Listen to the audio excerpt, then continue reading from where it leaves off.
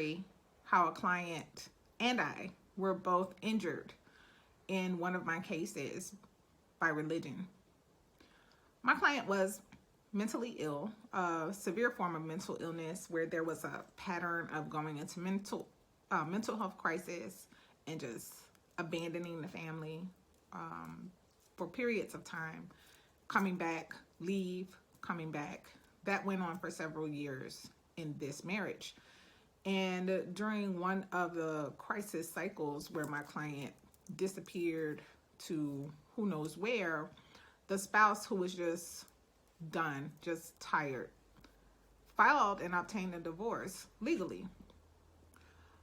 Once my client came back to re-engage in the cycle that had been going on for so many years and learned that there was a divorce, there was just this urgency to undo the divorce because the faith leader would not honor or recognize or bless my client's remarriage because the divorce did not have certain language in it that would provide for an exception to the religious tradition concerning divorce. Well, my client did attempt to reconcile with the former spouse, and when that did not work, returned to me with desperation concerning the divorce. I was engaged for the purpose of getting certain provisions for parenting time and access to children, but my client just kept coming back to the demand to undo the divorce, for which there was no legal recourse. There was literally nothing that I could do.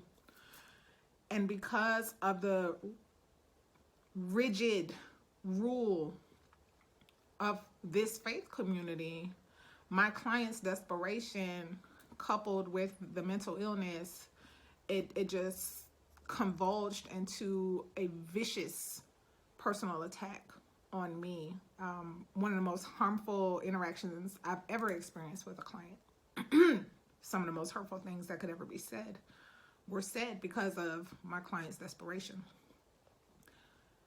As a minister in the marketplace, my job is to pray for my clients and to pursue justice for my clients within the law, the bounds of the law, and according to the leading of the Spirit of truth.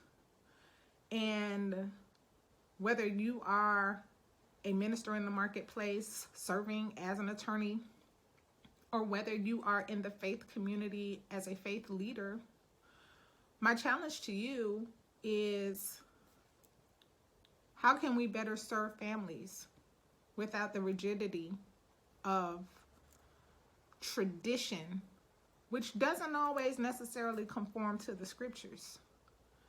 According to Jesus, the bill of divorce, which was a permissible legal cause of action, it was allowed because of the hardness of the heart.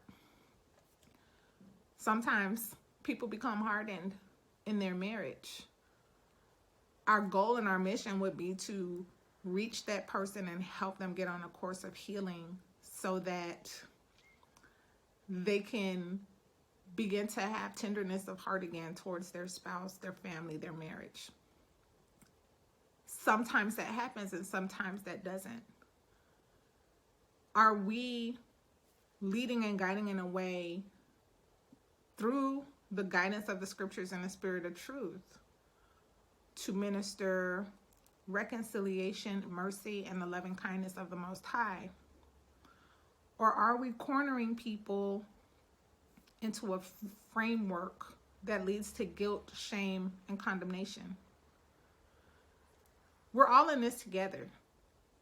And through unity in faith, by the scriptures, and as led by the Spirit of truth, each and every one of us has the power to play our special role in ministering healing and justice to families. I'm Shar Selassie. We've been serving our families for more than 12 years in wisdom, justice, and truth. And I am very blessed to be a part of the transformation of our families in today's world.